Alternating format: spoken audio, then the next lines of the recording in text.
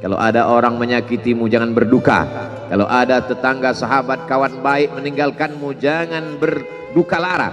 Karena sesungguhnya di balik itu semua, fa inna ma'al usri yusra, inna ma'al usri yusra. Idza dhaqat 'alaika dunya faqul ya Allah. Kalau terasa sempit dunia, mengadulah kepada Allah. Idza sa'alta fas'alillah. Kalau minta-mintalah kepada Allah. Wa idza sta'anta fasta'in billah. Kalau minta tolonglah kepada Allah. الله ربي والإسلام ديني ومحمدا رسول الله ويقيني. الحمد لله والصلاة والسلام على رسول الله سيدنا ومولانا محمد ابن عبد الله وعلى آله وصحبه ومن تبعه ومن والاه. أشهد أن لا إله إلا الله وحده لا شريك له وأشهد أن سيدنا محمدا عبده ورسوله لا نبي بعده. اللهم صل على سيدنا محمد النبي الأمي وعلى آله وصحبه وبارك وسلم. قال الله تعالى في القرآن العظيم وهو أصدق القائلين: أعوذ بالله من الشيطان الرجيم. يا أيها الذين آمنوا اتقوا الله حق تقاته ولا تموتن إلا وأنتم مسلمون. وقال تعالى في آية أخرى: يا أيها الذين آمنوا اتقوا الله وقولوا قولا سديدا يصلح لكم أعمالكم ويغفر لكم ذنوبكم ومن يطع الله ورسوله فقد فاز فوزا عظيما. Ibadallah, usikum wa nafsi bitaqwallahi wa ta'atihi faqad fazal muttaqun. Hadirin jamaah Jumat yang dimuliakan Allah Subhanahu wa taala. Semua orang senang melihatnya karena dia bersih, karena dia rupawan, karena dia sopan dan santun. Karena ayahnya meninggal dan ibunya juga sudah lama meninggalkannya. Orang kasihan melihatnya. Maka karena kesenangan hati mereka, mereka sendiri yang memberikan gelar untuknya yang belum pernah mereka berikan kepada orang sebelum dia. Gelar itu bernama Al-Amin, orang yang layak menerima amanah. Amin diambil dari 3 huruf, alif, mim, nun. Dari kata alif, mim, nun muncullah kata amanah. Orang yang mampu menerima amanah disebut al-amin. Kita mengatakannya jujur.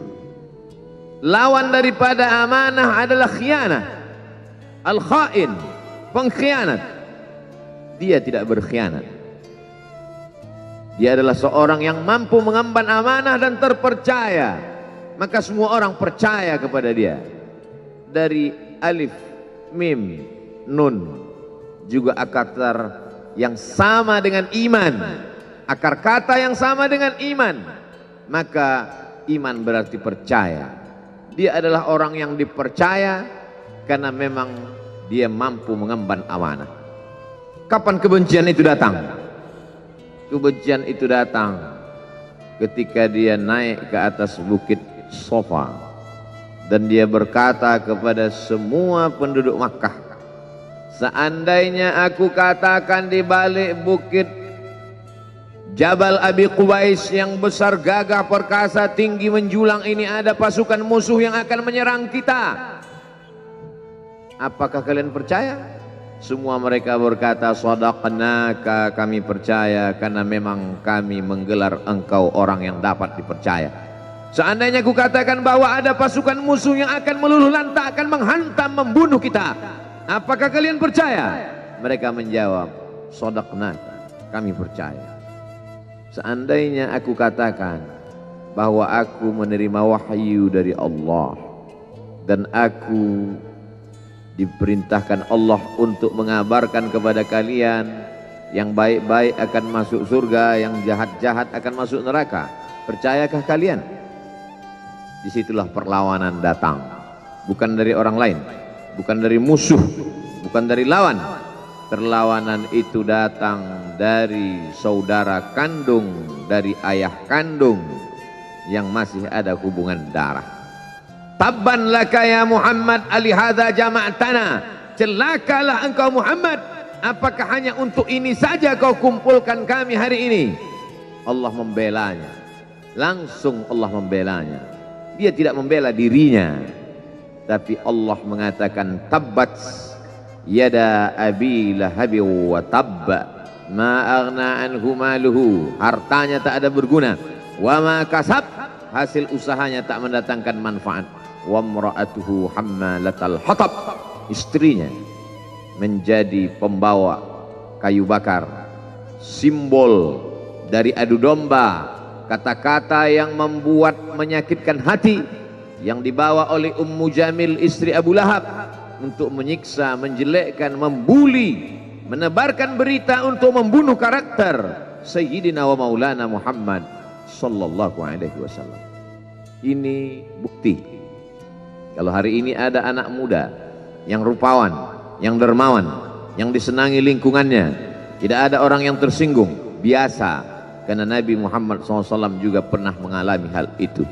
Tapi begitu kau katakan, aku tadi malam bermimpi bahwa aku mesti hijrah, meninggalkan komunitas peminum khamar, meninggalkan geng kita yang selama ini bicara tentang yang haram, maka disitulah mereka akan berkata, apakah hanya untuk ini saja kita berteman selama ini?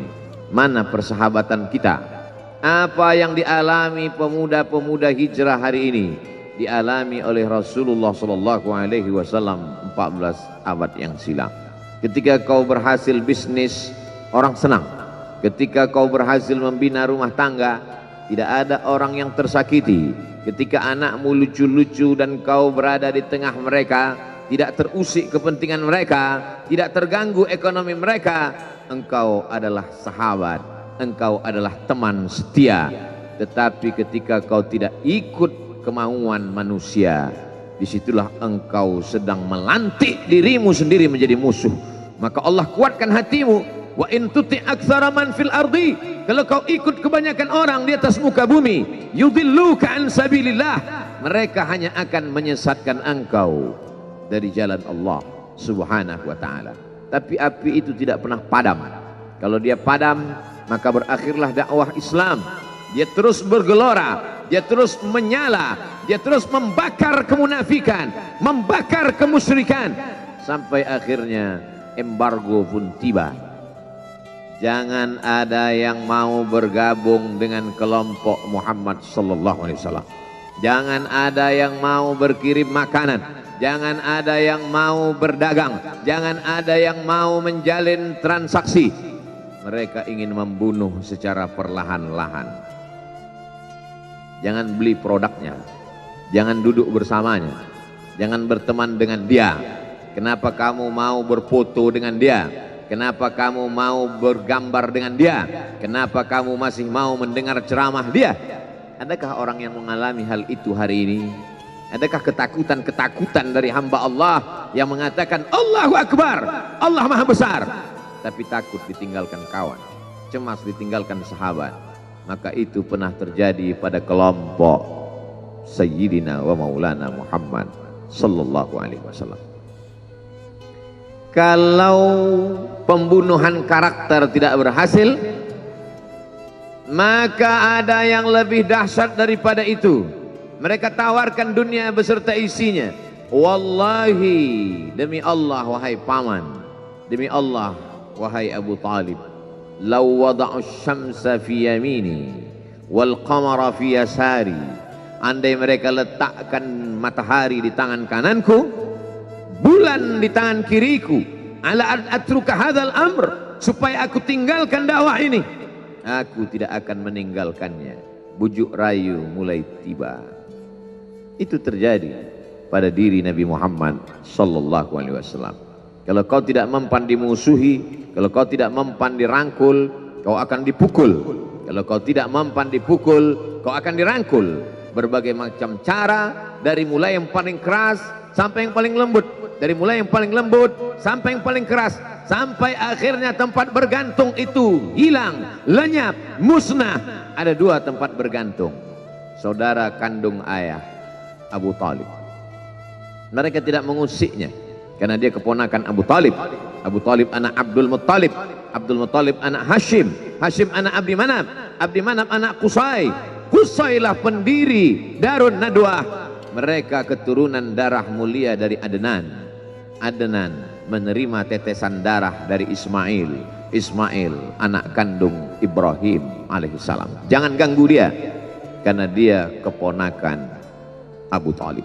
Masih ada backing, tapi Allah ingin agar hati itu tidak bergantung kepada manusia. Dia buat Abu Talib meninggal dunia, masih ada lagi tempat bergantung. Dia yang dulu ketika kedinginan datang, dia yang menyelimuti. Yang dulu ketika ketakutan datang, dia yang menenangkan. Dia datang menemui Waraqah ibnu Naufal. Waraqah berkata, Namus, malaikat yang pernah datang kepada Ibrahim, yang pernah datang kepada Musa, yang pernah datang kepada Isa, sekarang dia datang kepada suamimu. Katakanlah, jangan takut, jangan cemas. Kalau nanti sampai masanya dia akan diusir dari kampung halamannya, aku orang pertama yang akan membelanya. Karena begitu yang kutemukan dalam kitab-kitab suci yang kubaca, kata Waraqah bin Naufal. Hari itu juga tempat bergantung itu patah. Khadijah menghadap Allah subhanahu wa ta'ala. Tak lagi ada makhluk tempat bergantung, tak ada lagi ranting tempat berhinggap, tak ada lagi batang kayu tempat berpegang. Allah ingin agar engkau berserah hanya kepada Dia saja. Tidak ada makhluk. Bersandar kepada makhluk akan kecewa, bersandar pada kayu yang rindang akan tumbang, bersandar kepada benda akan binasa, bersandar kepada sahabat akan berubah menjadi musuh. Bersandarlah kepada Dia, Hayyun Maha Hidup, la yamut, Dia tak pernah mati. Bersandarlah kepada Dia, Al-Aziz yang Maha Perkasa, Al-Jabbar yang Maha Berkuasa. Itu yang diinginkan Allah dari sosok Sayyidina wa Maulana Muhammad sallallahu alaihi wasallam.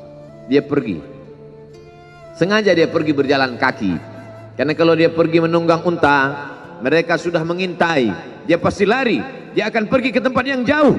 Sengaja dia pergi berjalan kaki. Lalu kemudian dia pun sampai ke suatu tempat. Dia berharap mereka adalah orang-orang yang lembut akan yang menerimanya, tapi dia tidak diterima dengan tala'al badru alaina. Dia tidak diterima sebagai ahlan wasahlan. Ahlan, keluarga, kau datang kami sambut sebagai keluarga. Sahlan, mudah, kau datang urusanmu mudah. Ahlan wasahlan. Tapi dia tidak dianggap sebagai keluarga, dia tidak dianggap sebagai sahlan, dia dianggap sebagai musuh. Dia dilempar dengan batu, dia dilempar dengan kayu, dia dilempar dengan tulang onta. Apa yang dia lakukan? Dia bersembunyi di balik bukit. Dia angkat kedua tangannya. Ilaika ashku dha'fa quwwati. Kepada engkau saja aku mengadukan kelemahanku. Wa qillata hilati, ketidakberdayaanku. Wa hawani bainan nas, aku hina di tengah mereka. Kalau dulu aku ada tempat bergantung, ada tempat bersandar, ada tempat mengadu, hari ini hanya engkau saja ya Allah. Datanglah malakul jibal, malaikat penjaga segala bukit di atas dunia. Kau tunjuk mana bukit yang paling besar ya Muhammad, akan kutimpakan kepada mereka. Hati yang luka biasanya akan marah, akan kecewa, tapi itu tidak terjadi pada Nabi Muhammad sallallahu alaihi wasallam. Apa yang dia katakan? Asallah an yukhrij min aslabihim man ya'budullaha wa la yusyrika bihi syai'a. Ya Allah, keluarkan dari tulang sulbi mereka, keluarkan anak cucu mereka yang akan menyembah Engkau. Tidak ada satupun yang akan mempersekutukan Engkau di atas muka bumi ini. Doanya dikabulkan, hatinya susah, pikirannya kacau, tapi lidahnya tidak berkata-kata kasar. Dia doakan agar anak cucu mereka menyembah Allah. 100% penduduk Taif hari ini bersyahadat asyhadu an la ilaha illallah wa asyhadu anna Muhammadan Rasulullah. Doa orang yang teraniaya, doa orang yang terzolimi. Dia berhenti di sebuah kebun. Ada seorang yang bukan terpandang membawakan beberapa ranting anggur sebagai pelipur lara, penghilang haus, pelepas dahaganya. Ketika anggur itu akan masuk ke mulutnya, dia berkata Bismillahirrahmanirrahim, atas nama Allah. Maka hamba sahaya miskin, susah, melarat, perantau yang tak punya apa-apa itu heran. Apa yang kau ucapkan? Bismillah. Kau sebut nama Allah ya. Tidak ada satupun orang di kampung ini kalau makan menyebut nama Allah. Siapa engkau? Aku Nabi yang diutus Allah Subhanahu wa ta'ala. Berarti engkau sama dengan orang yang dulu pernah berada di kampungku. Engkau dari mana? Aku dari Ninawi. Ninawi ya. Di sana ada saudaraku, kata Nabi Muhammad SAW. Di sana ada saudaraku, namanya Yunus bin Matta. Yunus bin Matta adalah saudaraku. Sama-sama hamba yang diutus Allah Subhanahu wa ta'ala. Dia juga diingkari oleh kaumnya. Dia masuk ke dalam lautan, ditelan seekor ikan dalam 3 kegelapan. Gelapnya tengah malam, gelapnya lautan, gelapnya perut ikan. Dia berserah kepada Allah. La ilaha illa anta subhanaka inni kuntu minal zalimin. Begitu cara Allah mengingatkan Nabi Muhammad SAW. Apa yang kau rasakan hari ini belum ada apa-apanya dengan apa yang pernah dirasakan oleh Yunus bin Matta. Mendengar itu langsung saja Adas bersimpuh sujud mencium lutut Nabi Muhammad SAW. Dia tidak mulia, dia hamba sahaya, dia miskin, dia perantau, tapi dia sempat mencium tangan Nabi Muhammad SAW. Dia sempat menghilangkan dahaga dari leher Nabi Muhammad SAW. Pertemuan yang berkesan. Biarlah pertemuan itu sekali, tapi sampai ke lubuk hati. Untuk apa pertemuan yang berulang kali, tapi hanya sampai di tepi bibir, hanya basa-basi. Nabi SAW kembali, dia pulang. Di tengah perjalanan dia mendengar, qul, katakan, uhiya ilayya annahu istama'a nafarum minal jin. Ada sekelompok jin. Jin itu berkata, inna sami'na qur'anan ajaba. Kami mendengarkan bacaan Al-Quran ajaba, menakjubkan, ajib. Biarlah manusia menolakmu, biarlah manusia yang aku dan sombong itu tidak menerimamu, tapi ada satu makhluk yang mau menerimamu. Inna, kami dari kalangan jin, sami'na, mendengar, Qur'anan ajaba, bacaan Al-Quran yang mengagumkan, yahdi ila rusdi, yang membuat kami lurus berpikir benar. Betapa jin yang dikatakan makhluk jahat, tapi ketika dia mendengarkan bacaan Al-Quran tersentuh hatinya dan dia bersyahadat, anna minnal muslimun, kami ada yang muslim, wa minnal qasitun, kami ada yang kafir. Yang muslim taharrau rasyada, selalu mencari jalan kebenaran. Yang kafir kanu li jahannama hataba, mereka hanya akan menjadi santapan neraka jahanam. Dia kembali ke kota suci Makkah Al-Mukarramah seperti biasa, sampai akhirnya datanglah malaikat Jibril membelah dadanya, mensucikan hatinya sampai layak, lalu kemudian dia pun dibawa. Subhanalladzi asra bi'abdihi lailan, maha suci Allah yang memperjalankan hambanya pada suatu malam, minal masjidil haram ilal masjidil aqsa, dari masjidil haram ke masjidil aqsa, alladzi barakna haulah, kami berkahi sekelilingnya. Untuk apa? Linuriyahu min ayatina, kami ingin memperlihatkan kepadanya tanda-tanda kebesaran kami. Selama ini dia hanya didengar, azab kubur didengar, neraka jahanam didengar, malaikat didengar. Hari ini kami ingin memperlihatkan tanda-tanda itu kepada hamba kami. Jangan bersedih ketika kau didustakan, jangan bersedih ketika kau dibunuh karaktermu, jangan berduka cita ketika tidak ada manusia yang menerimamu. karena sesungguhnya itu hanyalah cara Allah menguatkan hatimu, karena dia ingin mengangkat derajatmu, menempatkan di tempat yang terpuji, memperlihatkanmu sesuatu yang tidak pernah dia perlihatkan kepada manusia yang lain.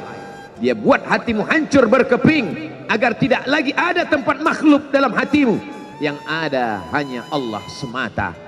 Ma fi qalbi ghairullah. Pada saat itu mentalmu sudah kuat, layaklah engkau berada di tempat yang terpuji. Kalau ada orang menyakitimu, jangan berduka. Kalau ada tetangga, sahabat, kawan baik meninggalkanmu, jangan berduka lara, karena sesungguhnya di balik itu semua, fa inna ma'al usri yusra, inna ma'al usri yusra. Idza daqat 'alaika dunya faqul ya Allah. Kalau terasa sempit dunia, mengadulah kepada Allah. Idza sa'alta fas'alillah. Kalau minta-mintalah kepada Allah. Wa idza sta'anta fasta'in billah. Kalau minta tolong, minta tolonglah kepada Allah. Iyyaka na'budu wa iyyaka nasta'in. Kepada Engkau kami menyembah, kepada Engkau kami beribadah, kepada Engkau kami bersimpuh sujud, kepada Engkau juga kami meminta pertolongan. Barakallahu li wa lakum fil Qur'anil azim wa nafa'ani wa iyyakum bima fihi minal ayati wadh-dhikril hakim wa taqabbala minni wa minkum tilawatahu innahu huwal ghafurur rahim.